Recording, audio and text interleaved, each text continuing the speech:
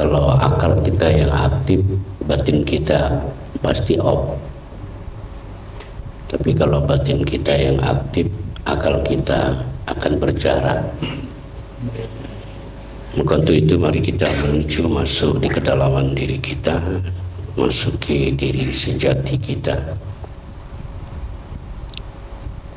Minimal merasakan hayat ini adalah hayatullah, hidupnya Allah. Maka kesadaran itulah yang kita jadikan menjadi rasa.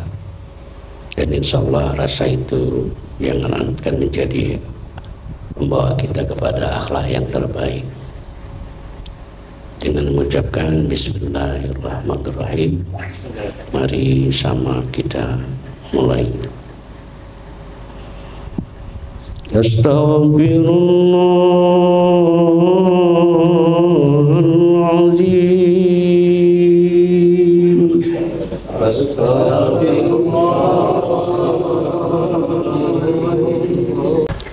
Nah, jemaah yang dimuliakan oleh Allah Subhanahu wa Ta'ala, kalau kita berbicara sedikit tentang syirik, maka barangkali kita sepakat untuk sementara ini, makna syirik itu kan mendua, iya kan? Menduakan Allah. Ada Allah, ada kita. Kan itu makna mendua. Nah, sedangkan tuntutan ilmu tauhid, qul huwallahu ahad, kita disuruh ngapain? Kata ahad itu kan mengesakan gitu loh. Maka tauhid itu anti dengan kata 2, 3, 4 dan seterusnya.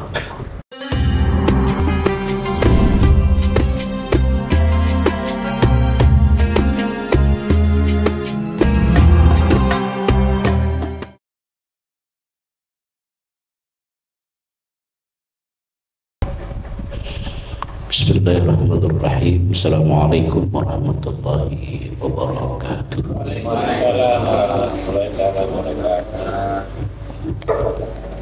Alhamdulillahi rabbana alamina majalina wa dzakirna ma nasina wa anfa'na ma 'allamtana innaka antal alimul hakim. Asyhadu an la ilaha illallah wahdahu la syarika lahu wa asyhadu anna Muhammadan abduhu wa rasuluh. Allahumma shalli ala sayyidina Muhammad wa ala alihi wa sahbihi ajma'in, amma ba'd. Qala Allah ta'ala fil Qur'anil Karim, bismillahirrahmanirrahim. Faman kana yarju liqa'a rabbih faly'amal 'amalan shalihan wa la yusyrik bi ibadati rabbih ahada.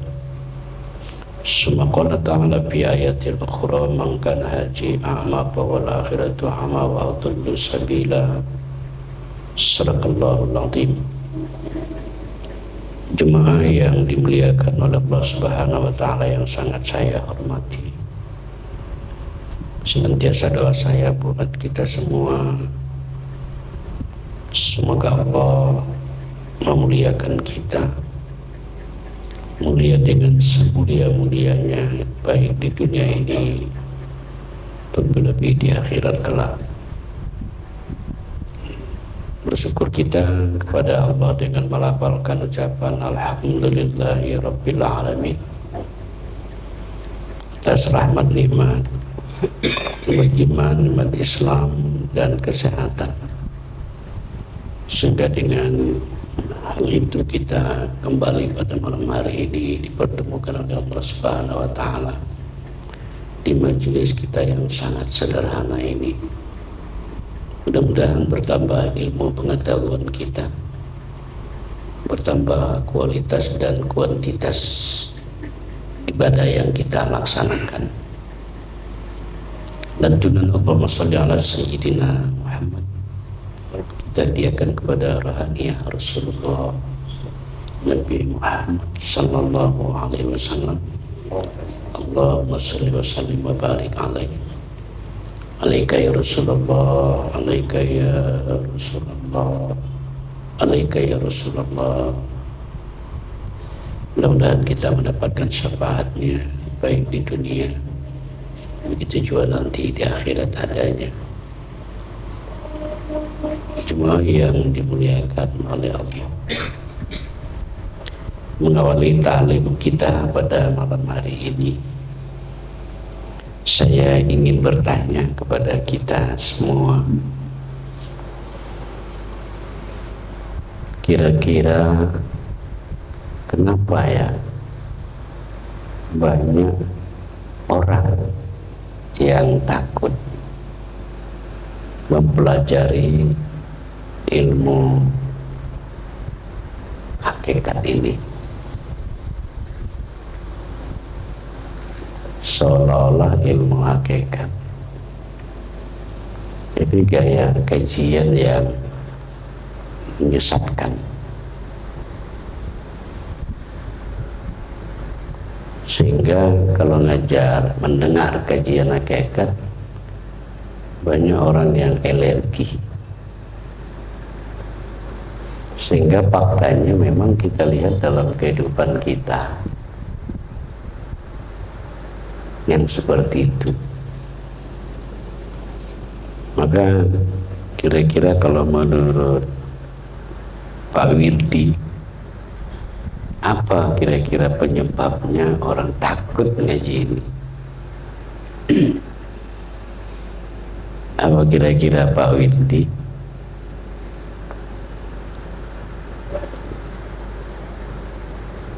Ya, Pak. Hah? Kalau Pak Junedi, kira-kira kenapa ya banyak orang yang takut? Kira-kira gitu kan? Selayang pandang Pak, kata orang pasti ada. Iya, silakan. Saya bincang-bincang sama teman. Ini jawabannya takut dia gila. Mereka ini enggak gila, Ustaz. Dia takut tidak bisa bekerja lagi di kantornya untuk ngambil yang tidak semestinya itu. Oh, jadi dia masih mau lagi mengambil yang menurut haknya. Dia takut untuk masuk tarekat. Untuk tarekat nggak bisa lagi kan. Betul-betul gaya terikat ya, bukan terikat tapi terikat ya. Sehingga nggak bisa macam-macam ya, paten itu. Ini baru saya dengar ini jawabannya begitu. Izin pulangkan balik ke Pak Junedi, kira-kira apalah menyebabkan orang takut ngaji ini gitu loh? Atau kira-kira kawan-kawan tidak bisa menyelami atau membaca situasi gitu. Sehingga saya tambahkan lagi, kalangan-kalangan orang yang mengaji ini dia termacam terisolir gitu di dalam kehidupan bermasyarakat. Tentu apa yang salah kan begitu? Kalau lagu itu kan siapa yang salah kan?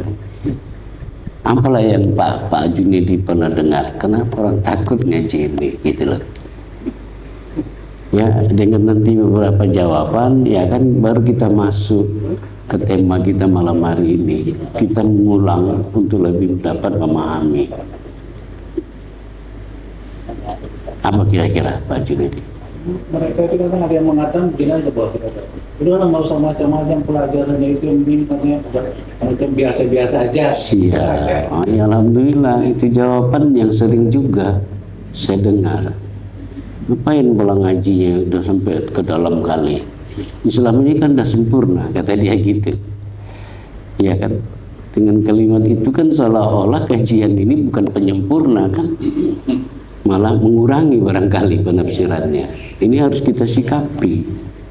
Ini ada lagi Ustaz. Ya, silakan. Juga makin banyak pengajian ini dianggap mereka makin susah cari rezeki. Karena mereka anggap tahu banyak alangannya, yang tahu harusnya bisa nyelip yang gitu lah. Iya.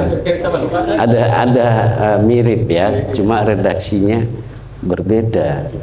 Ya kan, kalau di sini orang takut mengaji itu kalau yang didengar Pak Ipul, dia menganggap dengan ngaji gini rezeki berkurang gitu loh kira-kira ya kan.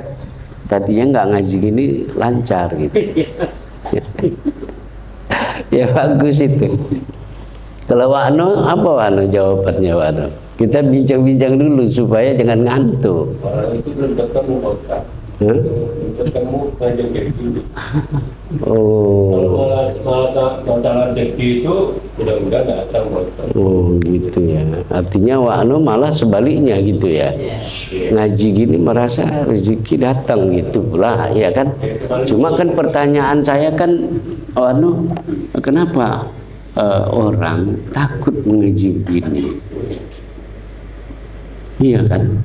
Nggak mudah loh kita, kalau bahasa premannya, nggak mudah kita buka cala untuk bicara ini kan. Bisa-bisa kita mulai cerita gitu, ditinggal orang kita. Ini kali katanya gitu, tinggi kali, dalam kali katanya gitu. Iya kan? Nah seperti itu. Kalau saya yang saya dengar sering, ngaji hakikat itu kan syirik, kata dia gitu. Karena ngaku Tuhan kayak gitu. Iya kan? Jadi kalau dikumpul jawaban itu banyak sebenarnya. Dan itu juga orang takut gila. Dia cerita ada pemilik kami gara-gara ngaji gitu gila, kata dia gitu. Ya, dan mungkin juga ini memang pengaruh Senogroho dulu ketika kita di zaman penjajahan, di mana kelompok yang tadinya bisa diperbudak dengan majelis ini didatangkan Allah paham, mereka sudah mengerti hakikat kehidupan itu, mereka sudah berani melawan Belanda, dan itu sangat dirasakan. Belanda kok tadinya bisa disuruh-suruh, sekarang udah mulai melawan kan gitu. Ada apa ini? Maka kalau kita ciptakan ceritanya, ya diutuslah intelijen terbaik untuk menyelidiki itu. Maka setelah intelijen itu menemukan beberapa bulan, berapa tahun menyelidiki, maka jawabannya, kalau bahasa skripsinya, hipotesanya, iya kan, jawaban sementaranya mengatakan, oh mereka udah ngaji begini gitu. Hasil kaji itu membuat berani gitu kan. Jangankan sama kita manusia, sama setan pun takut. Setan sama mereka, kira-kira begitu. Wah kalau begitu Senogroho bilang ini kaji gila itu gitu loh. Nah beliaulah mencetuskan kata mengaji yang begini ini adalah ngaji gila gitu. Iya kan? Nah seperti itu. Nah jemaah yang dimuliakan oleh Allah Subhanahu wa Ta'ala, kalau kita berbicara sedikit tentang syirik, maka barangkali kita sepakat untuk sementara ini, makna syirik itu kan mendua, iya kan? Menduakan Allah. Ada Allah, ada kita. Kan itu makna mendua. Nah, sedangkan tuntutan ilmu tauhid, qul huwallahu ahad, kita disuruh ngapain? Kata ahad itu kan mengesahkan gitu loh. Maka tauhid itu anti dengan kata 2, 3, 4 dan seterusnya. Nah kalau misalnya ini kita laga gitulah ya, sementara ini untuk mendapat paham saja. Kira-kira mana syirikan orang syariat? Mohon maaf ini ya, ini kita kan sekedar diskusi. Mana lebih syirik? Ya, orang syariat atau orang ngaji hakikat? Ngaji tauhid ini. Ngaji tauhid kan menghindari syirik kan? Karena kita tahu kalau syirik itu tadi, sementara definisi yang kita tahu sampai detik ini kan tak boleh menduakan Allah gitu loh. Nah, qul huwallahu ahad, Allah itu ahad esa. Jadi kalau orang syariat kan gitu ya, syariat itu kan dia merasa dia ada, Allah ada, berarti dua. Kalau ini dilaga kira-kira begitu, ya kan, makanya nanti tidak bisa terhenti di fikih saja beramal. Itu udah kita kaji ya. 2 atau minggu yang lalu. Nah, kenapa orang syariat, ya misalnya dalam sholat mereka ada, Allah ada, kan 2 itu. Sementara kajian hakikat, kajian tauhid ini malah menghindari angka bilangan itu gitu deh. Jadi kalau ditarik pertanyaannya, mana yang lebih syirik? Kira-kira begitu. Iya. Kita tahu Al-Quran tegas mengatakan, ya, setelah satu ayat yang berkaitan dengan itu, innamal musyrikuna najasun wala taqrabul masjidal haram. Sehingga orang-orang musyrik itu, musyrik tadi kan berarti kan menduakan Allah, ya kan? Nah, mereka itu najis, kotor gitu dia. Maka di ayat itu dikatakan Allah, wala taqrabul masjidal haram. Tidak boleh mereka mendekati masjidil haram.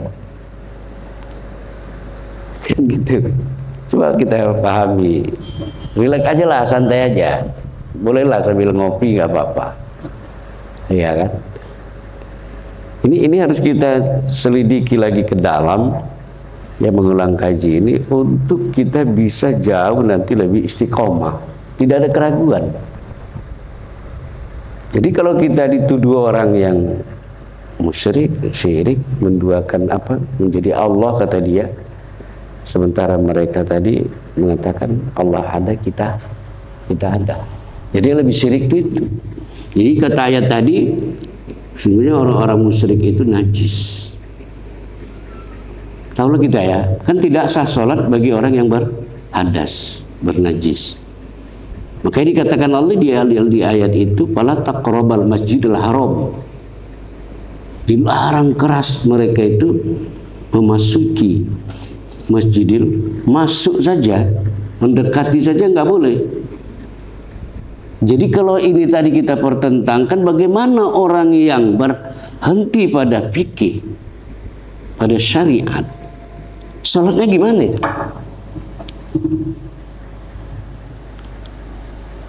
Dia ada, Allah ada, kan 2. Jadi kalau misalnya kita bikin pernyataan kira-kira begitu, tapi dalam perspektif kaji ini gitu loh. Kalau agak kejam bahasanya, agak nggak nyaman juga saya bilangnya. Tapi karena ini kita diskusi ingin mengetahui lebih dalam. Kira-kira yang di masjid itu banyak yang sesungguhnya nggak boleh masuk, tapi dia sholat gitu loh. Kan ngeri itu kan, saya ya. Kalau kita melihat dari kacamata itu, gitu dia. Kok malah kita tahu sih. Saya sendiri pribadi takut, karena memang dosa yang sulit diampunkan Allah itu adalah dosa syirik, sangat sulit. Ya, cuman kan ayat itu ada sedikit memberikan peluang kalau Allah kita datang minta ampun diampunin gitu kira-kira. Cuma sulit lah gitu. Ya kan adanya mama kita waktu kecil dulu, begitu merengek sedikit mak gitu ya kan, kita duit langsung dikasih. Tapi ada juga awal udah nangis, sudah kaki melompat-lompat begini, enggak dikasih juga, malah dicubit apa. Cubitnya apa? Kalau cubit biasa gini lumayan gitu loh. Ini cubitnya tuh di paha itu diputar begini, waduh sakit kali itu. Cuma gara-gara itulah memang dulu kita takut sama orang tua. Ya, orang tua kita dulu itu dia marah pakai remote bisa. Kalau sekarang nggak bisa, terjadi pergeseran. Bagaimana orang tua marah pakai remote? Kalau kita ada tamu, anak minta, dia kan mintanya dari jauh-jauh, dekat pintu sana dia, mak kata ikut gua, si mama nengok gitu. Anak bilang apa? Dia bilang gitu tangannya. Karena memang pantang kan kalau ada tamu bertingkah. Maka mak itu bilang apa? Dari jarak jauh pakai remote dia. Gini aja dia tahu, lari nggak jadi. Ya Pak Anu ini guru, kalau saya nggak salah. Dan murid sekarang mana ngerti batuk macam mana pun kita, nggak ngerti dia batuk kita itu batuk nggak setuju atas tindakan perilaku yang dia lakukan kan. Kalau begitu kan anak-anak dulu pandai membaca bahasa tubuh kan. Jadi cuma digunakan oleh Allah, jadi keliru lah. Ya kalau ada orang mengatakan ngaji begini ini syirik, ada mengatakan nanti nggak bisa ngambil-ngambil yang itu, saya masih mau mengambil yang bukan hak saya. Ada mengatakan tadi rezeki nggak lancar, ada mengatakan tadi ya gila ngaji itu gitu. Ya, itu sebagai mukaddimah kita untuk kita renungkan.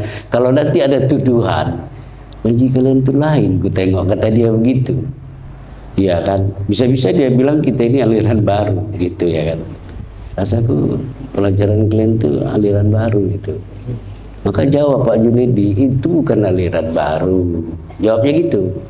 Jadi apa? Baru kau dengar gitu aja jawabnya. Kalau Pak Ustadz, Iya. kalau sekarang ustadz atau guru-guru ngaji itu sekarang yang diajarkan itu hanya syariatnya saja, sementara tauhidnya itu nggak pernah diajar. Ya itu. Jadi mereka itu mungkin nggak tahu, makanya mereka ini seolah-olah oh ini yang benar itu aja. Iya. Syariat aja yang benar. Nah itu makanya begini dia, sering kita menyinggung. Kita singgung itu apa? Coba lihat Pak ya, ini banyak sekali pengembangannya. Kalau kita berpikir doktrin, syariat itu doktrin. Ini kita nggak main. Dan cara orang yang berpikir doktrin itu dia merasa dirinya yang paling benar. Ya, hati-hati, dokter itu dia syariat itu begitu. Jadi mereka lupa kalau bicara tentang rukun sholat saja 13, ya akhirnya jadi 3, qauli, fi'li, qalbi kan. Lupa gitu Pak Junedi. Yang saling menyakitkan lagi Pak, ini kita ceritakan. Kadang-kadang mohon maaf lah, kami sesama ustadz pun bisa menyalahkan. Bingung juga saya itu. Iya. Ya, ustadz sampai begitu kali lah, katanya dia begitu. Makanya kita pakai dalil Pak. Ya kalimat-kalimat yang saya sampaikan itu tolong disikapi. Banyak kita tahu, lebih banyak kita yang nggak tahu loh. Jadi jangan juga kita merasa kita lebih tahu dari orang gitu loh. Jadi makanya sekali lagi, kalau cara berpikir kita itu seperti yang saya katakan tadi dengan istilah doktrin, ya begitulah jadinya. Ya dia tidak fleksibel gitu loh. Fleksibel itu kan dia bisa melihat secara universal. Oh dia bicara dari sisi ini dari sisi ini gitu ya. Oke ya, itu masih pemanasan kita. Silakan Pak sambil ngopi nggak apa-apa. Iya kan. Nah, makanya saya ingin mengurangi di majelis kita ini taklimnya itu satu arah. Ya kalau bisa kita diskusi gitu dia. Pertama mengurangi ngantuk, ya kan, supaya dapat gitu. Karena kalau sistem begini, ya kan, ini sistem begini nih, ini kan kayak sistem apa namanya, kayak cerita dongeng dia gitu, mendengar aja gitu. Ya disikapi saja, ya. Nah baik kita masuk. Kita lihat dulu yang sesungguhnya, bahwa ma'rifatullah itu secara bahasa artinya adalah mengenal Allah. Itu yang dapat arti dari ma'rifatullah. Jadi supaya kawan-kawan tahu gitu. Saya ingin kawan-kawan ini bijak gitu, ya kan? Supaya bisa mengembangkan taklim ini, gitu dia. Dan sebanyak-banyak kali ngomong orang cerita fikih ya ikutin saja cerita fikih babnya. Tapi dua kalimat kita masuk ke dalam gitu loh. Ya kan, anggap aja reklame gitu. Ini sistem dakwah yang harus kita kembangkan. Nah, dan jangan juga kita orang cerita syariat, jangan juga rendah, ya kan, apalagi sampai kita bilang, nggak usah ikuti, tapi tawarkan gitu loh, ya kan. Jadi asik dia. Jadi ma'rifatullah itu supaya kawan-kawan jangan lagi tercari-cari, maknanya itu adalah mengenal Allah. Nah, prosesnya, ya, proses dari ma'rifatullah itu, orang yang bermakrifat itu dia tahu membedakan mana yang muhaddas, mana yang qadim, mana yang kekal, mana yang tidak kekal.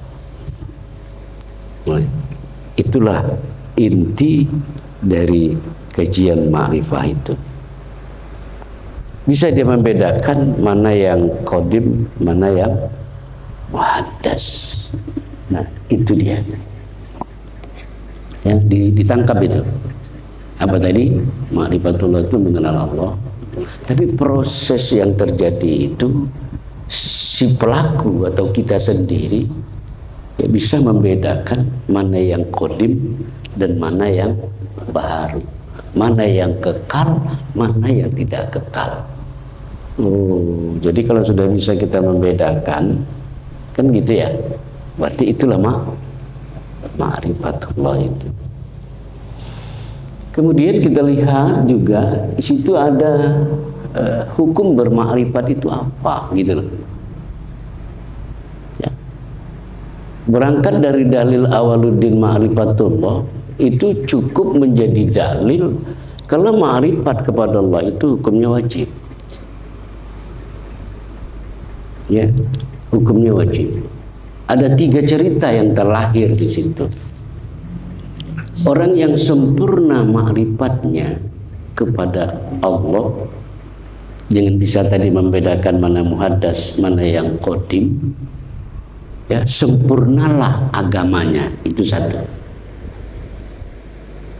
Saya ulangi.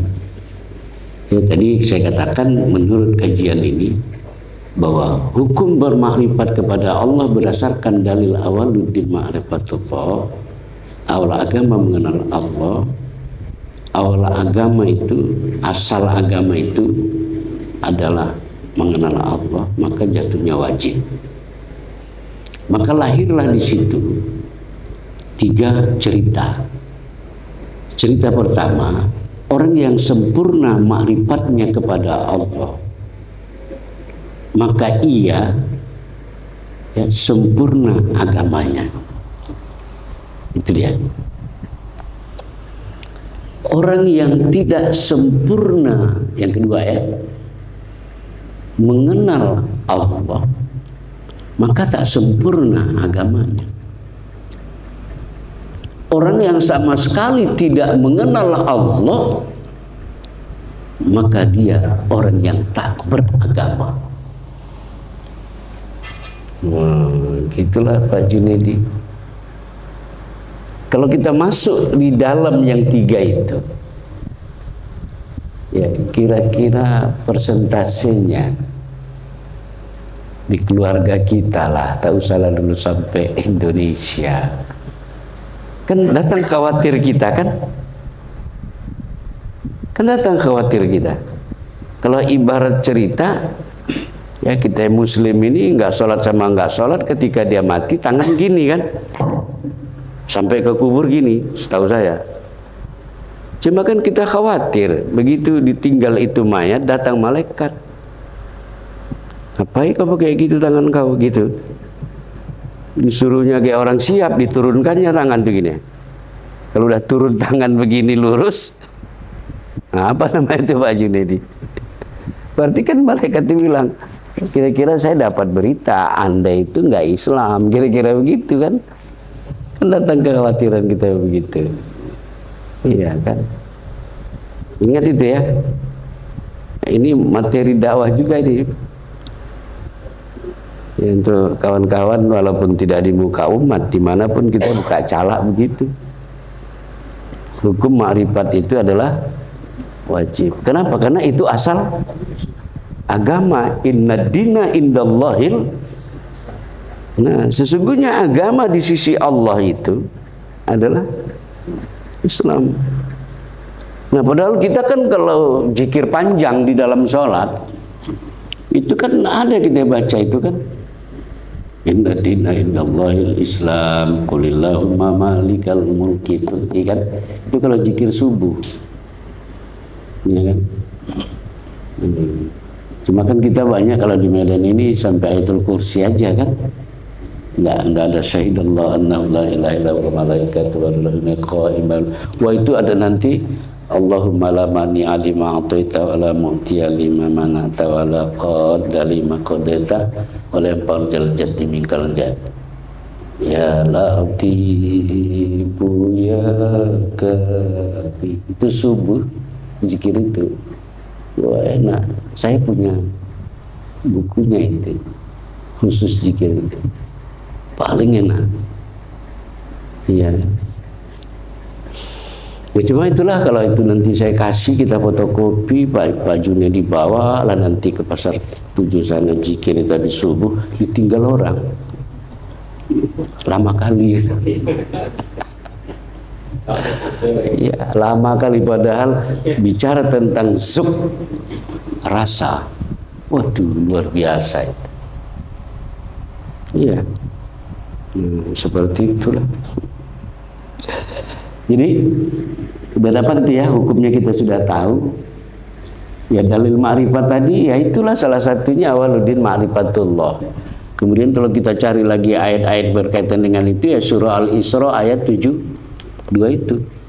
Mangkana haji a'ma wal akhiratu a'ma wa adallu sabila. Barang siapa yang buta, tidak mengenal Allah di dunia, maka dia pun butalah nanti di akhirat. Dia tak mengenal Allah dan dia adalah orang yang amat tersesat.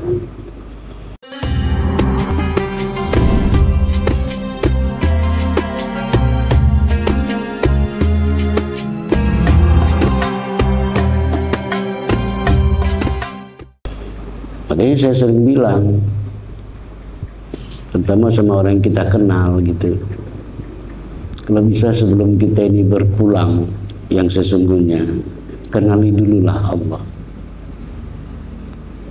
Ya, itu yang kita harapkan, Pak. Kenapa begitu? Dipastikan, kan itu ayat Al-Quran yang cerita. Wa adallu sabila, kau orang tersesat.